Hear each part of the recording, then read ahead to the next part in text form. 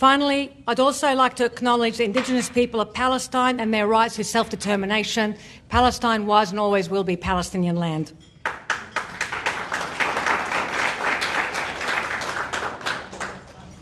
Part of the Australian Arab Business Council is to also work with our members.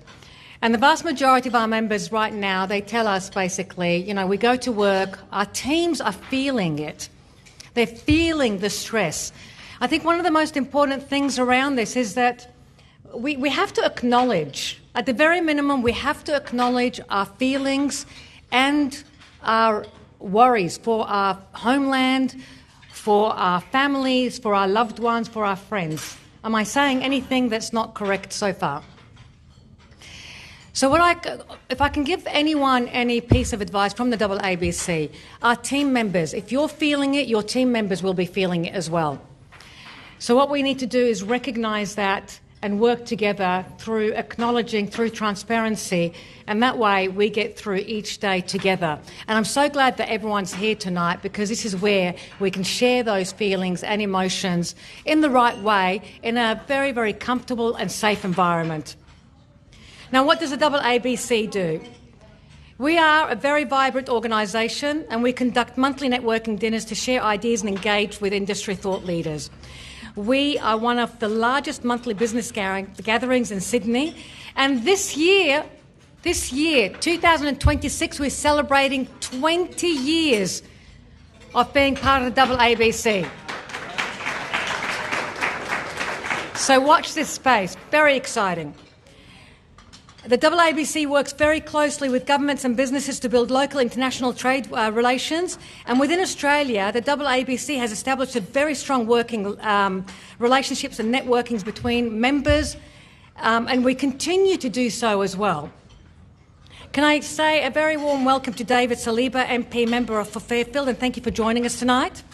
We have a U-Butte topic for you tonight. U-Butte. And I will introduce our very special guests later on, because it would be remiss of me to not do it properly. But first, let's acknowledge all our members, special members and sponsors. Our Platinum members, I'd like to say a huge thank you to Sam and Annette Hart from Sam the Paving Man. Our foundation partner, Mr Joe Risk from AABC Bank. Gold members, Mr Sam Talib and Tempe Tyres. And acknowledging all our silver members, Hamden Associates, Natural Timber, All Star Solutions, Tech Ram, Sabia Financial Solutions, PFS Accountants, RM Gregory, Promo Print and Civil Lawyers. I'd also like to acknowledge every single member and guest with us here tonight. A little bit of housekeeping. Everyone knows where the bathrooms are, correct? Good, excellent. I feel like I'm an air stewardess. I always wanted to be an air stewardess. To let you know, Emirates rejected me in my 20s.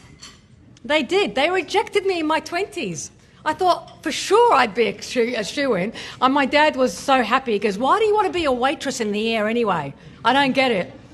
Fair point. Here I am today. Enjoy the mezza. And I do want to introduce one person to come up here and speak today. Now, thankfully, our president of the AABC is not like the president we're waking up to, who's the orange buffoon, each morning with his messages. Our AABC president has values. He actually has a few brains there. Doesn't use Twitter to ramble on. And tonight, I just want to bring him up here. But please do also clap for his hairdo tonight.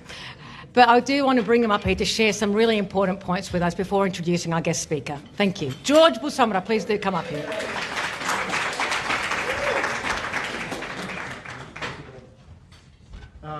Year after year, month after month, I never know where you go with this. But thank you very much for the very generous welcoming.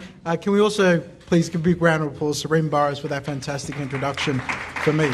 No, in general. You're a fantastic MC. Thank you, madam. Okay, so it's been a great year for the Australian Arab Business Council to this point. As we mentioned in previous meetings, that we do have a timeline with strict milestones that we'd like to hit. Today being our April dinner, we promised that we'll launch a new website. So that has now happened.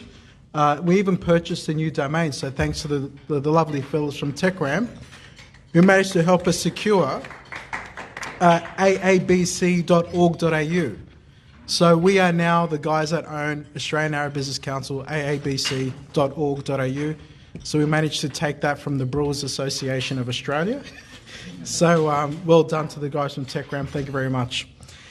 So with the launch of the new site, next month, hopefully the infrastructure will be set to start accepting online membership.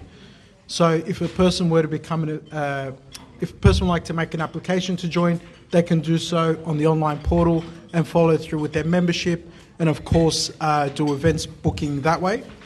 Having said this, we'll be also launching a new membership tier called the affiliate membership. So for those who want to be a part of this organisation, but for one reason or another find it hard to make it out to Bankstown every month, they'll be given the opportunity to do that. In order for us to do so, we'll be making amendments to our constitution. So in our next meeting, which will be our budget meeting, guest speaker to be confirmed, but hopefully we've got Rodney on board, see how we go. So we'll be hosting an extraordinary general meeting where we have a few items that we'll need to approve before we allow the affiliate membership to come through. And by doing so, it allows us to increase our reach, but also secure the integrity of this organisation in doing so. So for those who are members and like to know more about what we're trying to do with the Extraordinary General Meeting, please see Sam at the back, one of our board members, Sam Dadawish. He's waving. Yeah, please give him a round of applause as well. We're so generous. But yeah, please do see him about some of the amendments that we'd like to put through. And of course, in a week's time, we'll be notifying you all with those changes. So that's goal, I guess, number 2 for the year. 3 is still on track, meeting with Canberra. I think we've got an expression of interest for us to actually go down by one of the ministers over there. Then we've got the trade mission to Lebanon. At this point in time, I am still going ahead with it until they tell us not to. So we're still praying for sunnier days over in the region, and still spearing ahead as if we can do it. So we're working with a team over in Lebanon in order to achieve this. We're definitely on track for that. So if you're in Lebanon or in the region in mid-August, roughly 13th or 14th of August, please do come visit us as we are hosting an event over there. So we'll be doing that. Then, of course, as we all know, we'll be having our 200th dinner, our 20-year anniversary, and that will be marked on the 11th of December in this venue as well. So we'll be taking the bigger room. We'll be hosting a big gala there.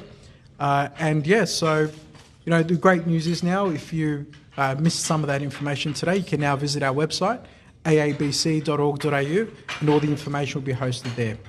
Excellent. Thank you very much, everybody. Enjoy your evening. Looking forward to see you guys soon.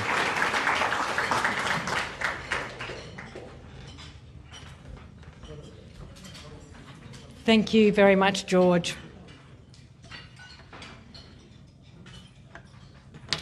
I am so excited about our guest speaker tonight. Most businesses want to know, how do they elevate their brand? How do you scale up? And most of us know how to talk about it theoretically. It's very easy to talk about theoretically. Actually, you can go to ChatGPT these days and it'll give you all the theory behind it. But to have someone who is able to share their experience practically, who has demonstrated it first before getting up on stage to share that knowledge, is very rare. Who would agree with that? Yeah. So, and she's one of our own. This is the best part. So tonight's topic is the business of building global brand visibility, trust and revenue at scale. It's more than about networking. This is about your business, and it's a chance to be able to learn about the influence of branding, marketing and social media. And our next guest has been described as a trailblazing entrepreneur, an influential voice in the business world. As the founder of Wedded Wonders, she has revolutionised the wedding industry. And today, without further ado, she is going to share with us how she has built this global empire with her team, reaching 10 million people globally, weekly, I should say, weekly, I'm assuming globally, and how to maximise your business strategies to scale your brand visibility and revenue. Please give a very, very warm welcome to Miss Wendy El-Khoury.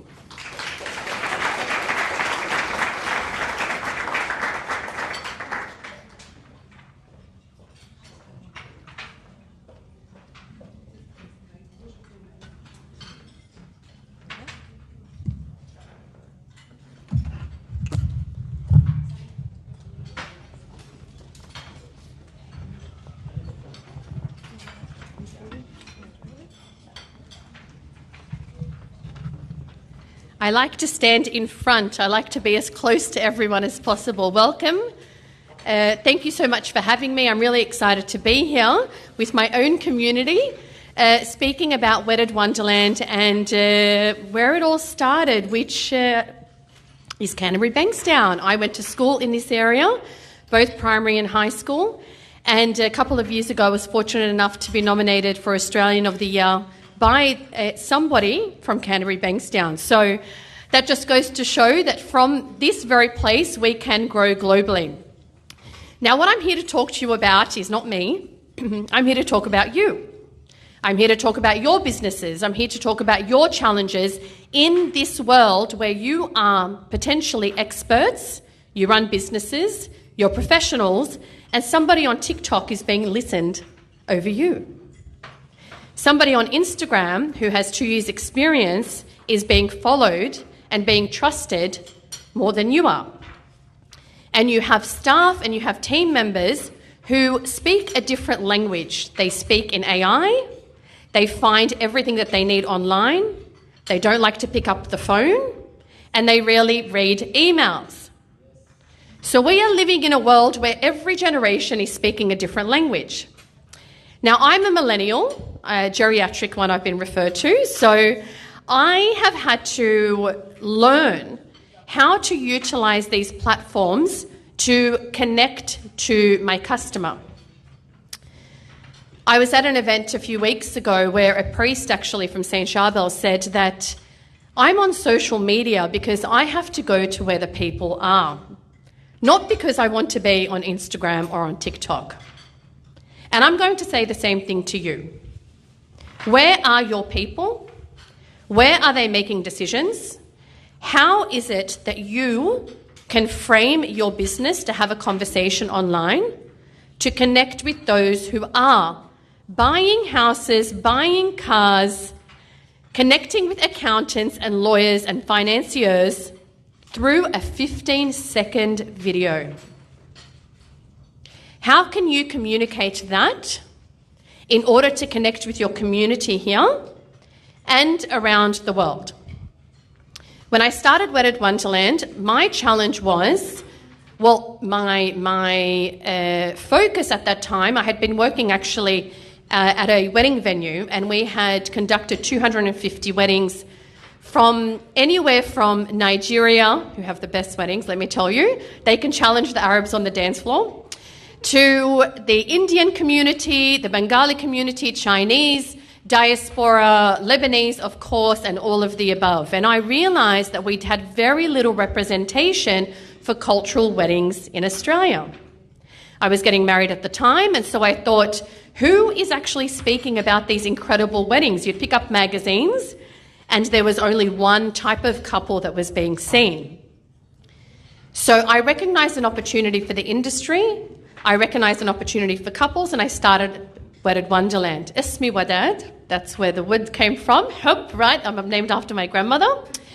And Wonderland, because planning a wedding is you enter a world where it's like a fantasy, but you're lost and you're confused and you're excited and you're overwhelmed.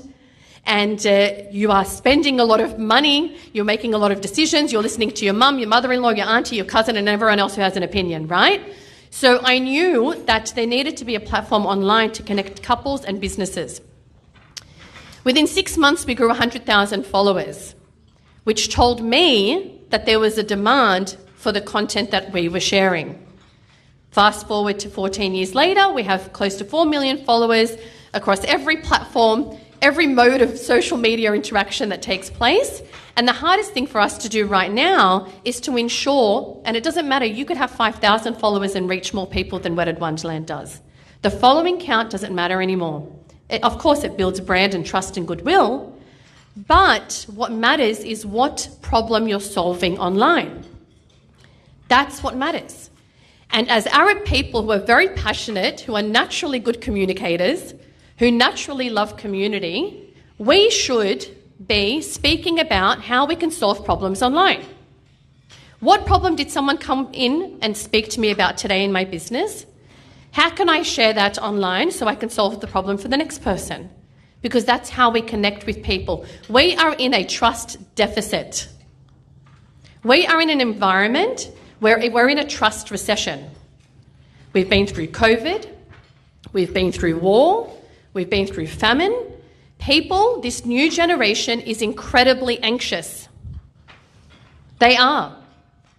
They don't have the coping mechanisms because they have been confronted with so many things over the past 7 years. And so our challenge is to connect with them, meet them where they are, share content that is actually relevant.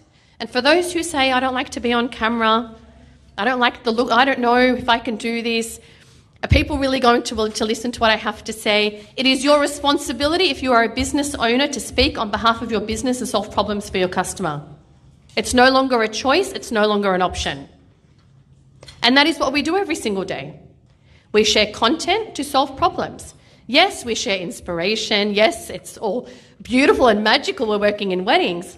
But of course, when couples come to us and they say, I want to get married in Italy or in Mexico or down the road, I want to have a boutique wedding, I want to have a very large wedding, I want to have 5 weddings, we need to be able to connect them with people in our industry, and we work in 54 countries to do that. And the way that we've been able to do that is by starting with the idea that we want to solve a problem. So I'm going to pose that question to you. What problem does your business solve? Very simple. What problem does it solve? Does it solve it locally? Are you a service-based business where you need to have referrals? And social media is the online referral. If you think of it that way, you might take it more seriously. Okay, when you're tagged in something, that's someone referring you, right? That's a referral. So we would take it more seriously if we actually understood the functionality behind it, rather than, why is my daughter spending so much time on TikTok? I'm not asking you to dance. I know some of you can, right? We're Middle Eastern, we can dance, but that's not what TikTok's about. It's about education in a very ADHD-like format, which for us who and, you know, where's your assignment and it has to be 5,000 words, it's very difficult for us to comprehend that this is the way people are absorbing information today. Because naturally we are also academics and naturally we want all of the answers. This is in our DNA. So it is a challenge. It is a challenge to reach people, whether it's locally, whether it's globally, whether it's literally someone down the road or one of your relatives coming to you and saying, did you see that business that just opened up, that cafe? How did you find out about it? I saw something on Facebook, I saw something on Instagram, I saw something on TikTok. What does that tell you? It tells you that they are influencing their decisions of where to have coffee on the weekend. Now, if you don't know how to do this and you haven't been able to figure it out, then you need to engage somebody to figure it out for you. Because the future of business, no matter, everyone said, no, the professionals will never be online. Now we have real estate agents and accountants who are Gen Z, who have 100,000 followers, who are giving more advice online than they ever have before. When I started in the wedding industry, they said to me, no couple's going to book their wedding online. That's not going to happen. They're going to go to where their auntie went or where their cousin went. Not true. We get inquiries from the US, from Mexico, from Dubai, from India. It's fascinating and it's so exciting. So it doesn't matter whether you are a local or whether you are global. When you are online, you are speaking to people down the road and on the other side of the world. And that is the opportunity. That's the opportunity. And that's what business owners need to recognize. If I'm going to do this, then I may be serving to my local community, but I may actually reach people around the world who might be interested in what I have to say. Now, the other thing is, and the biggest challenge that we've had, is when you have a large following, right? Even businesses who have small followings, they say, well, who's actually on here? Am I just here entertaining people? Where are my customers? What are they doing? All I'm getting is my cousins liking my content, right? That's wonderful. We have our friends who are supporting us on Facebook and Instagram, but where are the people? Are they going to come eventually? They will come. Right? I used to take my cousins' phones and make them follow Wedded Wonderland, and they remind me of it every day. I was your 14th follower. Thank you. Got to start somewhere, right? You got to believe in your own cause, and that's how it happened.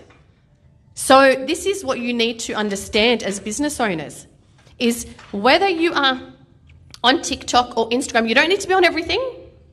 Choose your platform. Facebook is for older millennials, right? Gen X.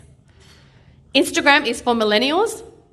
That's the core market, and you do have Gen Z on there. TikTok is for Gen Z and even Gen Alpha. Is that what they're calling it? Yes. So you need to think I'm going to ask my husband over here, Nick, my ICP. Okay? All 10 of them. So what is yes, and do you want to tell us what ICP means? Ideal customer profile. There we go. Thank you. So is my ideal customer 22 or 35 or 47? I'm going to focus first on the platform where my ideal customer is. And I'm going to create content for that platform. Okay? So if it's Facebook, I need to create conversation starters because people like to have a chat on Facebook. And guess what? The older millennials and the Gen Xers, they like to have a chat, right? They like to share their opinion on things. A graphic, a post with just a comment on it will do. That'll suffice. They will give you more of their attention. You can run 2 or 3 minute videos. They will watch it. You run a 2 or 3 minute video on TikTok and you're not going to get anywhere. So this is understanding the different platforms. On Instagram, there needs to be some aspirational element to what you're doing. There needs to be storytelling. People need to connect with the brand. Why are so many brands speaking about founder-led profiles? Why do so many businesses say, who is the founder? Why? Tell me. I think it's a calling. It's a calling? Yeah. Just wanted to give back to something that you had an idea. And you wanted to translate your idea into reality. They want a translation of your idea into reality. They want to know your purpose. They want the purpose. When they have the purpose and they know why your brand exists, they will come to you. Because when humans connect to humans, and we want to know why you started your business, where you came from. My uncle is, my dad's first cousin is GM Cabs, George McHale. And there's a beautiful, which I'll actually share with you, clip where they went to my village, which is Halazim in Siratani, and they went to where he was born, where I was also born, and they showed the very humble hole in the wall of a home made out of, clay and stone where 10 children were born. And that storytelling and connecting to coming to Australia and sharing that journey of growing a very large business and that passion and that determination. Lazimi, the field of determination. This is where we're from. We're determined people. That went viral. I had relatives from all over the world sending it to me. And that's somebody who I see every other week because it resonated with them. It gave them a connection. It said, next time I see that brand, I'm going to jump in that car because I know who the founder is. And that founder came to Australia with $10 in his pocket, right? So I am actually connected. I feel something.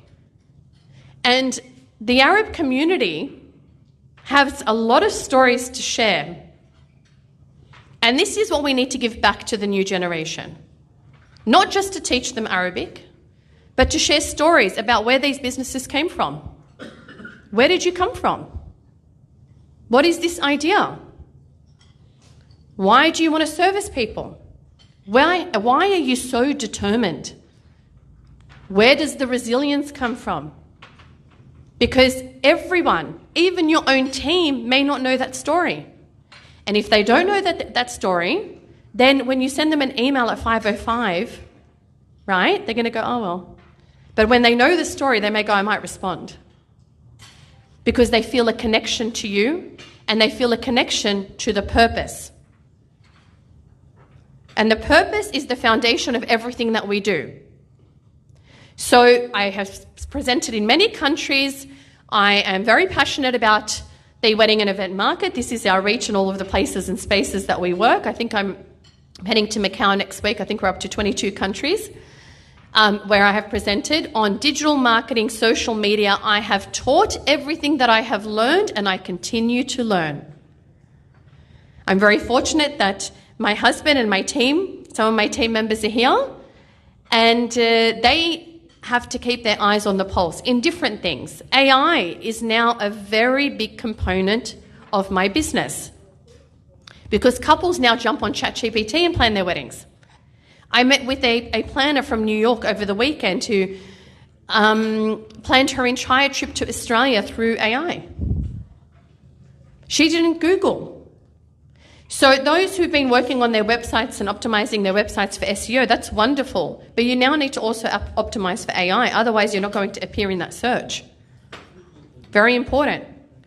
When you're sharing content on Instagram, when you're sharing content on Facebook, you need to make sure that the captions are also optimized for AI. So you can be found. You need to make sure that in your email signature and on your website and when people come and visit your spaces, that they also follow you online. Why do we as business owners ask for testimonials and Google reviews? Why do we ask for them? Credibility. Okay. And what does it tell people? That you're genuine and you're real. So it's the same thing with social media.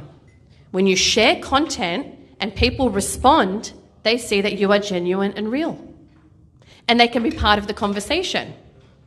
Right? So this is also very important. You may be, again, very camera shy, but you have just had someone come to you and say, this is the best I've ever been treated. Your team were amazing to me. Thank you. And then you leave it at that. What we need to be doing is getting the Google review, getting them to follow us on social media, potentially even interviewing them if we can about what that journey looked like. Can we talk about this? Do you mind coming back and we can film this content? Because that is where we establish the real authority and the real trust. We don't just keep it to ourselves, okay? We have to stop being a bit Arab and keeping everything to ourselves, and we have to start sharing a little bit more. Yes? We have to start giving back, which we do, and I know many people in this room would be very, very generous, but it's like the tree that fell in the woods. If nobody heard it, did it really happen? And we live in a world where people want to know what you're up to. And we find it very difficult because we're, Abe, don't tell people that we're being generous. Don't tell people that we're sponsoring this or that we're giving back to charity, whatever. That's something we do behind closed doors. But that does give us the trust from the people that we need to trust us.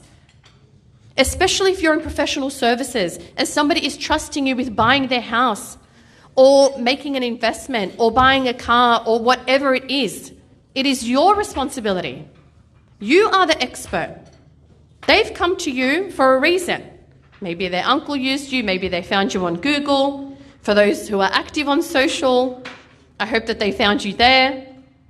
If you're not going to do it, someone else will, with far less experience and far less knowledge and probably not a story as profound as yours.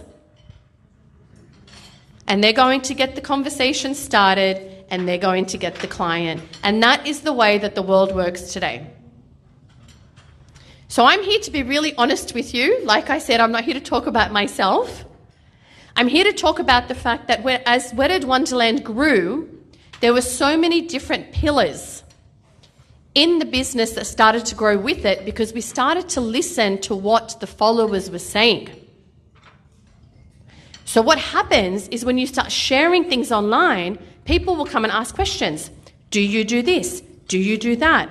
Can you help me with this? Right? That starts to open up ideas of other things that you should be focusing on. And it's a feedback loop. It's direct feedback from people that might be interested in you.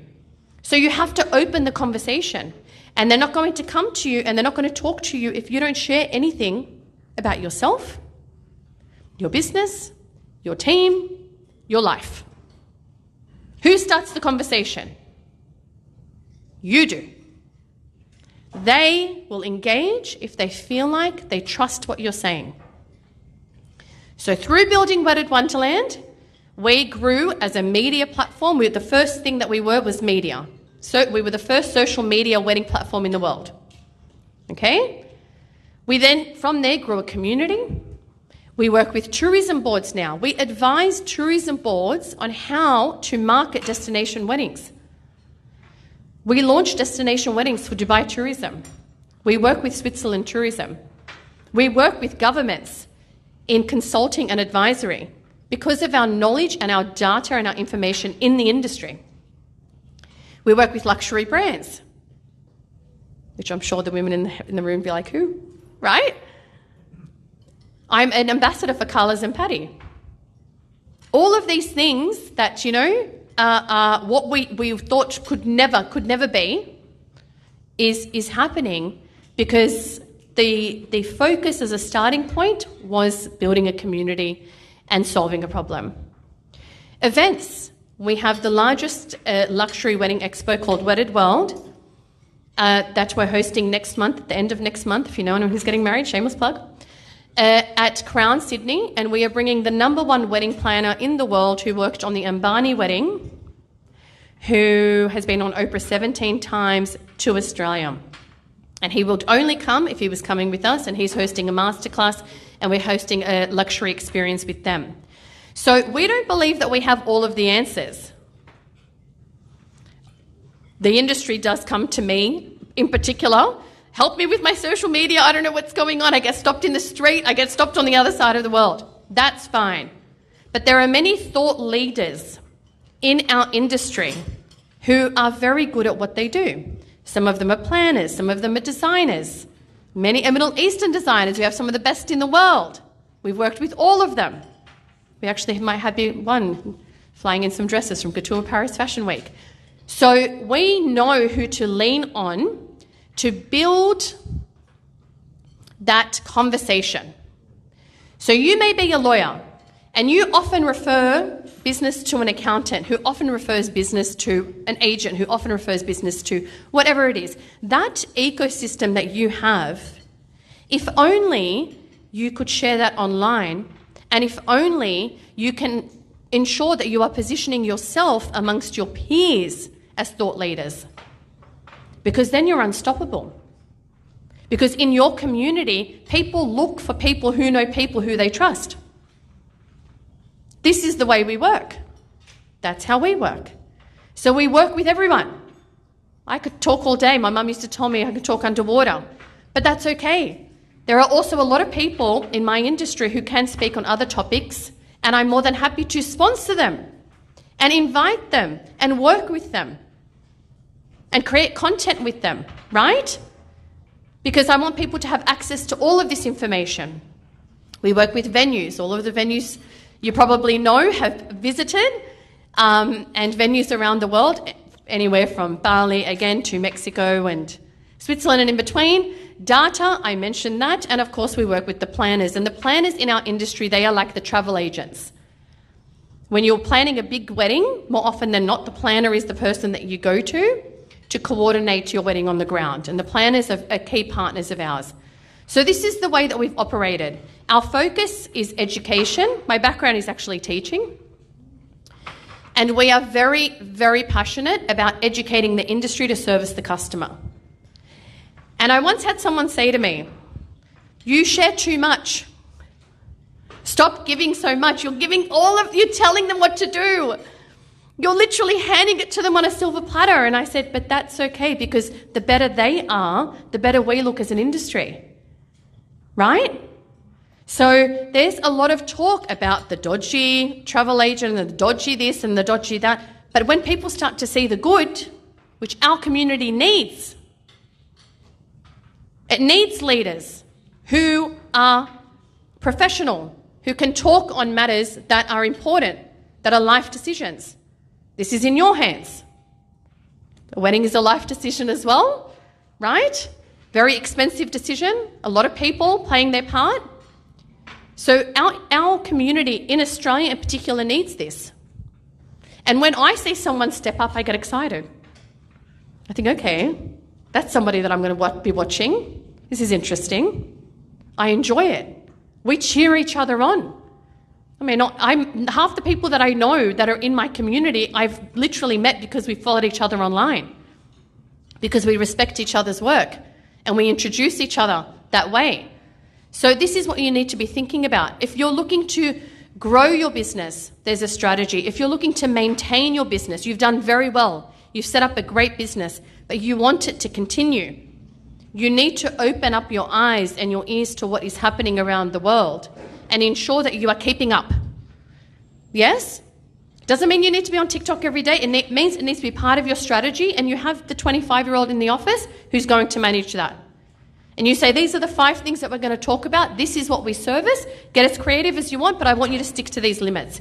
Here are some examples of things I've seen that I like, and here are some examples of things that I've seen that I don't like. Don't just give them what you like.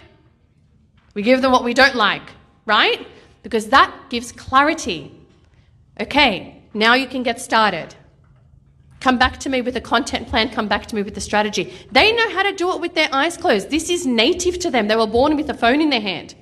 It may not be so natural to you, but that's okay. Someone can figure it out. Get your niece or nephew to figure it out. Ask people, who are you following that's an accountant or a lawyer? Show me what they're doing. Wendy told me to. Right? So we need to be curious. We can't be stuck in our own little bubble. This is very important as well. So what's that say? Scalability, trust. I read my slides, and thank you, Lara, for organising it, but she also knows that I never really refer to my slides because I'm up here to, of course, talk about scalability and trust. So we also, as Arabs, and I actually want to refer to this, we can be perfectionists. Okay? We're very hard on ourselves. Everything needs to be amazing. Don't put that out. No, I don't like this. Don't do that. No, I don't like that. Right? But the important part is you're not going to scale, and you're not going to grow, and you're not going to learn if you don't start. And we need to stop being perfectionists because people want real. That's why you have so many people talking online. Why is everyone talking? They want to hear from someone. Gen Z listens before they look. They listen. If you're sharing content, there's no audio on it, they're not going to pay attention to you. Okay? They listen first. Millennials look first. Yeah? Gen Z reads first. Okay? So we need to know how we connect. Maybe whatever you've done in the past has worked, maybe it hasn't, but it's all a process. Again, one day, one thing you post will do fabulously, and then you built your confidence, and then the next day you think, oh my goodness, what is that? It's embarrassing. Can we take it down? No, you're not taking it down. You're going to learn from it because it's a process. And the way that we build is we start from the ground and we work up, okay? And the only way is through. There's no way around it. You can't cheat it. You can go buy 50,000 followers. I wish you the best of luck. Doesn't mean anything for your business. It's not going to convert tomorrow. You want real people with real problems to follow you, and you want to be the one to provide the solution. So us our focus is obviously our network. I've mentioned this. This is a photo of us in Abu Dhabi at one of the conferences. I think it's so important that, you know, the old saying of your network is your net worth. It's true. It is true. But right now, your network could be online. And it could be far greater than who you have in your phone. And that's just what I'm talking about here. Okay? People who will vouch for you, people who will share your content, people who will like your content, people who will comment because they connect with you. So the winning formula for 2026, I feel like I'm making an announcement at the Olympics. What do you think, George? Okay. Build trust and authority. Grow ecosystems. Collaborate strategically. Again, lean on your neighbours, those who you work with. How can I do something with you? How can you do something with me? That in marketing is called audience hacking. Okay, can anyone tell me what audience hacking is? Let's take a guess. No? So basically, I have 200 followers and I'm over here on Instagram. There's a business down the road that we work with. They have 500 followers. We're going to create a content piece together. We're both going to share it. Guess what? Their audience is going to see me and my audience is going to see them. So now we are hacking each other's audiences. Right? So we do this here. Who do you know that can help me with this? Who do you know that can help me with that? Online, it's called audience hacking. And we need to be doing a lot more of that. So collaboration. And stay consistent. Don't be everywhere, but be irreplaceable. And now I'm open for questions. Thank you.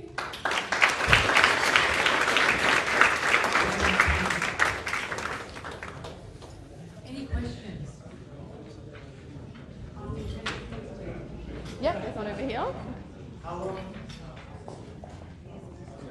That's all right.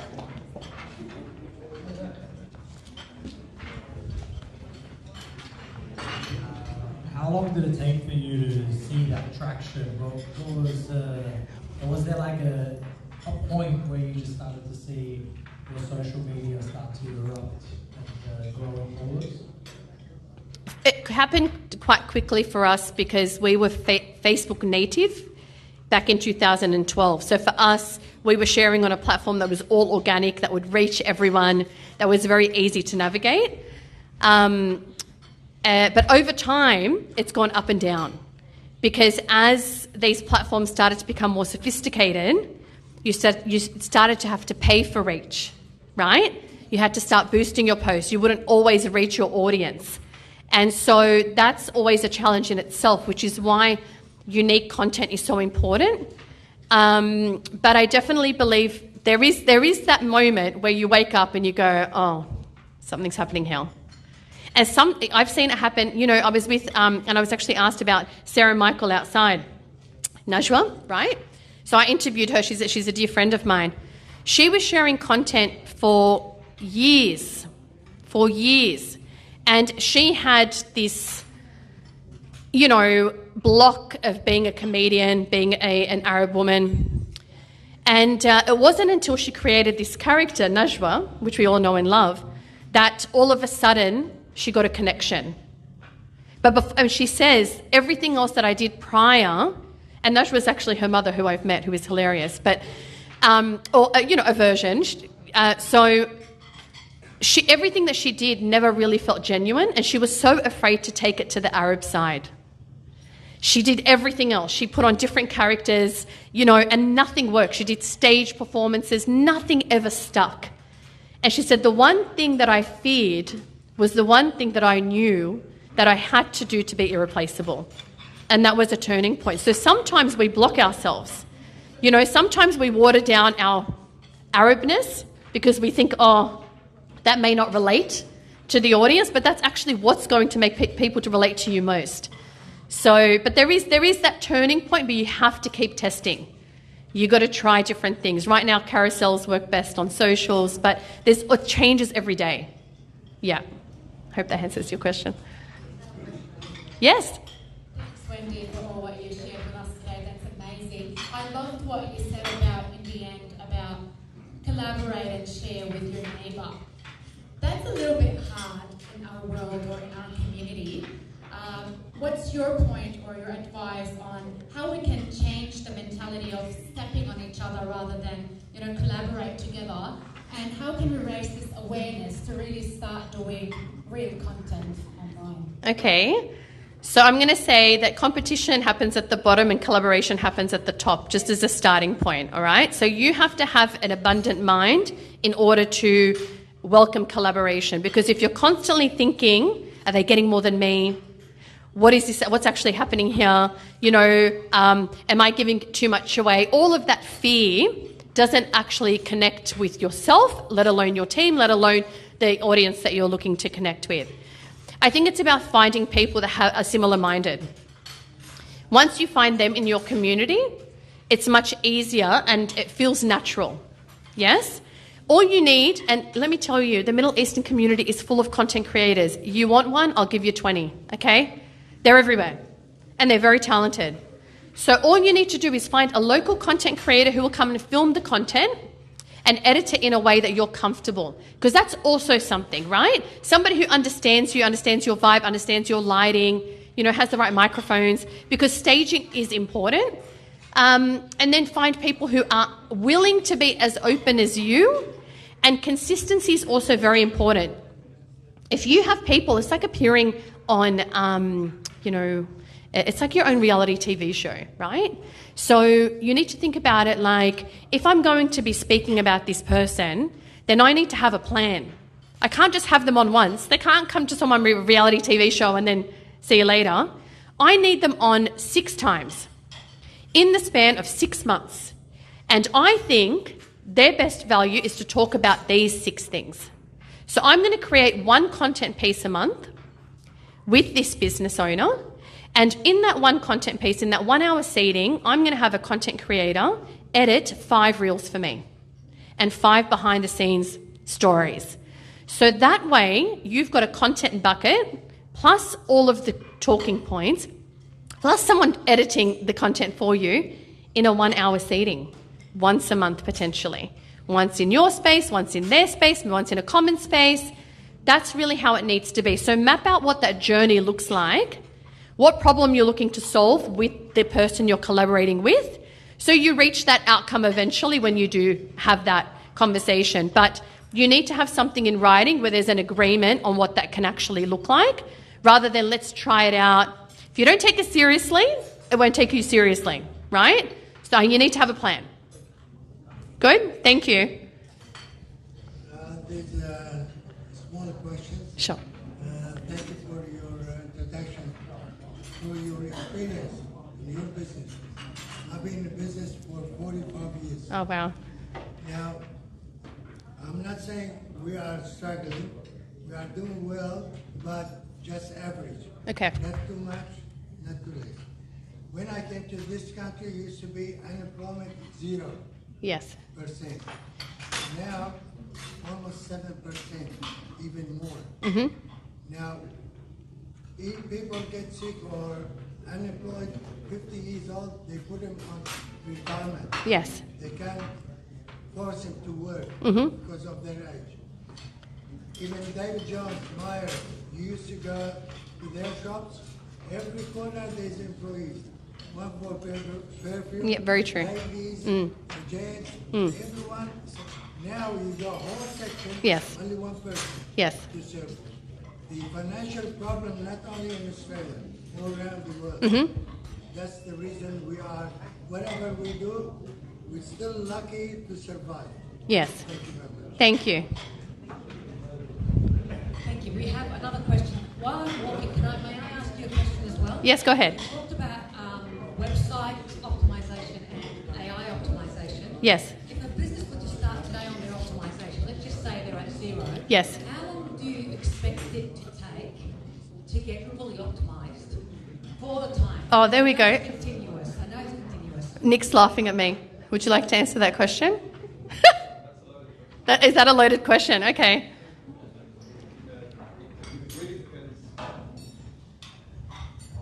It really depends on the type of business that you have, the services that you have, whether you're in e-commerce with hundreds of thousands of visitors every day, or whether you're just using a placeholder, your website as a placeholder, so you can see, for people just to see your team's profile. And there's a big difference. I think people just say, I'm on the net, so I'm on a website. It's a very loose term. You need to really define what you're trying to get out of this. Do you have funnels? Do you have link magnets? Do you have existing digital products that you're offering? Or is it just an address that you want people to go to? So the answer is, and I think now in particular, with the latest in AIO, which is being found on crawling search engines, it's actually changing that even further. So whoever you'd have as your local friend who's doing your website for you, or who's doing your SEO in the background, those skills now are actually obsolete. And whoever had 15 years of experience doing this, that's actually irrelevant right now. Thank you. One last question for you. Thank you. Give it time. Go ahead. Okay. Yeah, thank you. Firstly, thanks for the session. Very informative. This is Suresh, the founder of Sunrise. Just wanted to understand from your experience, how many campaigns did you run parallelly when you're doing the digital media ads? How many campaigns did we run? And when do you know, like, when to put desktop on your campaign? The conversion rate. Okay, now we wish Roger was here. Okay, so I think when you're running ads, first and foremost, a lot of people don't really understand the Meta Business Suite, if this is Meta, right? There, you have to test at least 5 different types of ads. You need to have them run for at least 1 week, and you have to have different formats, right? And test different audiences. So it's like a science experiment, right? So basically, you need to test video content, you need to test static content, graphics, carousels, potentially a longer form video, a short form video, etc. Video with text overlay, without. So there's so many different ways of creating content. What we used to do when once upon a time, Nadia's here as well, we used to basically have a look at what would work organically on socials, and we would basically run ads against that. Because if something natively people are responding to, that would be our first test in knowing that people are actually responding to this form of content. Now, we would run campaigns, and Lara's also here, so that, we've got the expertise in the room for sure. We would run, you have to run for at least 7 days. You have to understand what the intention is if you're going to run ads. Is it to book an appointment with you? Is it to get somebody to make an online purchase, whether it's a ticket for an event, for example? Is it for awareness, to reach more people? And so the content needs to have context for what you're trying to achieve. And this is also something that a lot of people with ads don't really understand. We had some ads running on and off for a year because they performed best, and we would look at the content and go, really? Like, that's just a bride with her hair up. Like, we have such better content. But guess what? We're not the judge. The consumer is the one who gives us the response, so we understand. So having UTM codes, understanding the way Facebook ads run versus Instagram story ads. Now there's so many different ways to run ads as well, like that within itself, even seeing your competitor ads, searching that, like this is all something that is very doable through the Meta Business Suite. But it's all about what is that CTA, what's the call to action, and how can I measure that? Now, it's, you have to have a budget, obviously, to run these things. And again... What's your recommendation to run a lead gen ad, for example, on a daily basis? A lead gen ad, again, depending on... Nick's looking at me. It depends on what you're selling, but as a standard practice, for us, it would be, if it's a lead gen ad, it'd be $50 a day for 7 days, 5 ads. Let's see how we go. Thank you so much. Okay? One last question for you, very quickly. Yeah. Firstly, thank you for being here. I'm in total awe, and thanks to George for organising. My question is very similar to my colleague here. Per annum, what would you suggest would be a reasonable marketing or sales budget for a sports media business? What are you selling? It could be any industry, but you've spoken about professional services, so we'd go with professional services, hospitality as the top 2. Okay, hospitality is so hospitality needs a lot of native content and needs a lot of food influencers and optimizing, running Spark ads, for example, with TikTok off their content, which tends to work really well. When it comes to professional services, I've had to learn all of this language, by the way. Just so you guys know, I have been taught by my team. None of this came naturally to me, okay? None of it, all right? So, hey, no, it's very true. I was a teacher, then I worked in banking actually for 5 years, so I get the professionals. Yes, I was a project manager at Combank.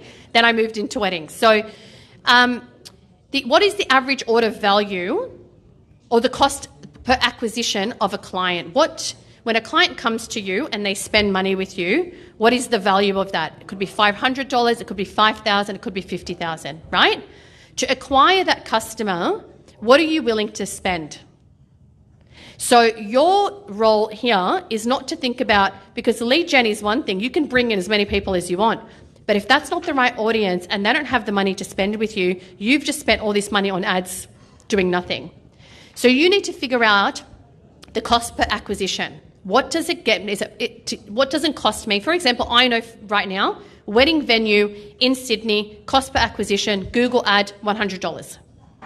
Right? As a starting point, up to $300 per couple to actually come in and acquire that customer. It's up to them to sell it. So we are competing by nature in media that if we bring in more customers or more eyeballs or more reach, and our reach, as you've seen, is massive, but if we can convert that for the clients we work with, then we are surpassing Google.